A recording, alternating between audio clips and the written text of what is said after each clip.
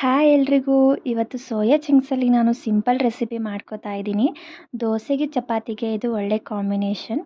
Half bowl soya chunks, 1 ಈರುಳ್ಳಿನ ನಾನು medium ಸೈಜಲ್ಲಿ ಕಟ್ ಮಾಡ್ಕೊಂಡಿದ್ದೀನಿ, 1 ಕ್ಯಾಪ್ಸಿಕಮ್ ಆ್ಯಂಡ್ 1 ಟೊಮೊಟೊನ ನಾನು ಮೀಡಿಯಮ್ ಸೈಜಲ್ಲಿ ಕಟ್ ಮಾಡ್ಕೊಂಡಿದ್ದೀನಿ.